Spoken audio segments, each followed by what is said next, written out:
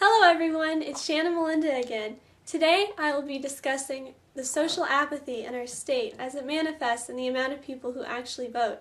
This problem is relevant to all people of voting age. Everyone is affected by our government, and therefore we should all have a say in what the government enforces on us. If you look at this information that I've collected from the United States Census Bureau, you can see that Arizona has a very small population of people who can vote. That means that we need to do everything we can to affect our country, and that is to get people to actually vote.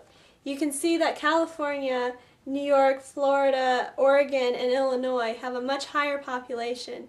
So if you don't particularly agree with what those states have to say and you don't vote, you're out of luck.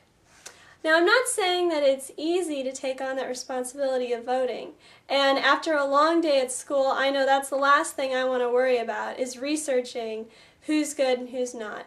But understanding the system, registering to vote, staying informed, and just caring is a lot more important than sleep. I mean, who needs sleep? But on a more serious note, all of us are affected by what people vote on and what is vetoed. For example, that law about guns on campus. If students like us hadn't made such a big fuss about it, we would have yet another thing to worry about on campus. But people still don't vote. There are many ways to vote. You can also register to vote through the mail or go to your local post office. You can vote through the Federal Voting Assistance Program at www.fvap.org.gov, and they will walk you through it through that website.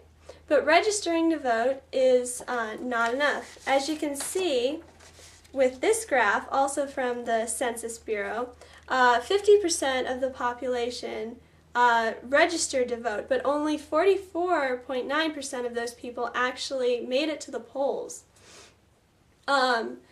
So it's not enough just to register, you actually have to get there to make a difference.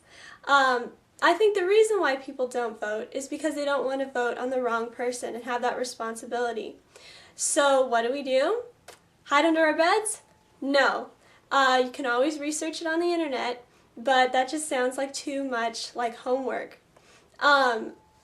There are many places to get fun information, like PVC has various clubs that you can go to, like the Republican Society. And if you're not a Republican, the Leadership Council also is trying to get people involved in voting and caring about politics and stuff like that. So they sometimes have discussions about that, and if you ask them, I'm sure that they will prompt one for you. These clubs are only just one decision you can make. If you don't want that much human contact, you can go online to a special interest group of your choice to see what they have to say on the different subjects that you're concerned with. Some people may say, "Why do I care? I heard that voting has actually gone up." Well, those people are partially right. As you can see from this graph, it has gone up, but we are still not where we were in 1960.